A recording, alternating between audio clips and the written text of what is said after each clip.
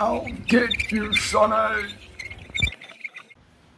Hey guys, welcome to my channel. My first, I can't call it a debate, but more of a chat about technology, where it's going, the pricing, especially in South Africa. It's kind of it hits you in the pocket. Where are we going from this? Can we afford it? Yeah, so a lot of those aspects we have to keep in consideration. I mean, I've seen a lot of kids on Call of Duty, and I'm very surprised at how young they sound. How did they get the game? How did they get the full game? Are they playing just the Warzone? Um, and just to buy Call of Duty by itself, like Cold War, I think the normal edition is 1,200 rand and the special edition is 1,800 rand. That is a far cry from when I used to game at 400 rand a game at most. And I think the most expensive game I bought was 600 bucks. I bought Call of Duty Ghost and Battlefield 4, I think, for together for about 1,000 rand together. So it was still expensive for me, but it is two games for what you can buy now a game. And also, computers require a lot more these days to play these games. Um, yeah, with the new RTX cards coming out, the RTX 3070, 3080, 3090, and I think the 3070, 3080 has been discontinued, and they're now the 3070 Ti and 3080 Ti. So, and obviously they're in competition with the new Radeon Navi card or big Navi cards, but it's all got to do with pricing. These prices of these graphics cards are ridiculous. The top end graphics cards can set you back anything from say 22, 23,000 rand and up. And also the middle of the range cards aren't cheap. They starting at I think about 12,000 rand and up, and the budget cards are hitting at 5,000 rand and up. And that's just the graphics cards. Then you're getting new motherboards, obviously, and also the new CPUs. If you want to buy any of the new CPUs, they're going to cost you a lot of money. I think about 4 grand up. They're very, very expensive. So where are we going to go from? Who can buy most of these computers these days because they're so expensive? I think a good gaming machine is going to set you back anything from if you about 50,000 rand up. If you're buying second hand and smart buying, you can still buy it at a good price. But certain things you can't buy second hand. You don't trust, like a CPU. Don't want to buy second hand. Graphics card isn't a border. It depends on who's had it, what they did with it. Like, did they mine with it? Did they overclock it? Those things you have to keep in consideration. RAM, same thing. Hard drives is no. Don't ever buy a hard drive second hand. You don't know what they've done with it. If it's got bad sectors, nothing you can test.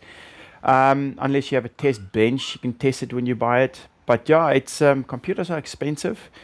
So the next question is, have we or has computer gaming become an elitist side hobby because they are so expensive? Who can afford these things these days, especially at the price that they are hitting, and also obviously with the situation we find in with COVID. Um, yeah, that's just my train of thought. Games over 1,000 bucks average now. And then they're on special, they're like 800 bucks. But thank goodness for Steam, Origin, and the likes thereof. Also, Epic Games. They come up with really good prices of games. I think I bought um, Far Cry 5 for 100 and something rand, and then shortly after the specials, back up to 1,000 rand. Same thing with what is the other game called? I bought it for 1,000 for 100 and something rand, and a week later went up to back to 1,000 rand. The Division Two, the Division Two was 100 and something rand. Now it's 1,000 rand. So I don't understand how they can drop those prices and then bring it back up again. I mean, Call of Duty World at War still hitting over a couple of 100 rand, like 500, 600 rand, 700 bucks. I bought a game originally for 300 and something rand. Most of the Call of Duty games are relatively expensive still, and they're a few years old. And Call of Duty is always known for being the um, hackers brand. It's just I can jump on any Call of Duty and it's got servers, and the game is riddled with makeshift servers and hackers throughout. So they kind of ruin the game. So that brings me to this topic: hacking in every game.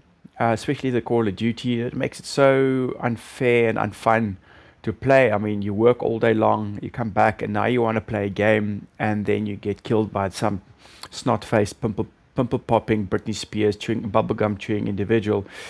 And they think they're the best thing that's since sliced bread because they can hack and they beat you, but they didn't really beat you because they needed third-party apps to beat you. And then Call of Duty is not making much of an effort to ban these people. I mean, Valorant, they ban people quite actively, and then they lifeline ban, and then they get the balls of some hackers who actually cry foul because they were banned because they were cheating using hacks. So I don't know. It's like, sorry, you can't ban me because I hacked, and now I'm banned. Now I'm going to claim my money back from Activision or the company who make the hacks. But yeah, also Destiny, also they were very clever. They went after the companies and they closed them down. So now people are very upset the hacks don't work or they can't get updates. Now they want their money back. I'm sorry, guys, grow up.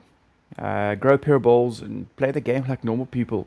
Stop annoying, people don't hack and don't ruin the game for it because Activision is losing potential customers due to the fact that you hack. So yeah, that's my little rant, my rave about computers these days. That's just train of thought. Where are we going with this? How can we still afford it in the next 2-3 years? Hardware becoming so elitist that we can't afford it. How and where are we going from here? Even the games are too expensive. So yeah, that's quite an interesting topic with regards to hardware and gaming. Will we always game, or we keep our old machines and game with older games, or wait until the games actually downgrade and we can play it on older machines? Yeah, it's a lot of things to think through.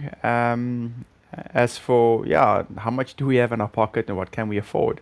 Budget gaming, is there such a thing? What's the definition of budget gaming? Is it over there? Is it over there? So yeah. Anyway, you guys have a great day, and I hope you enjoy your games, and remember, play it real. Don't use hacks. And see you guys again soon.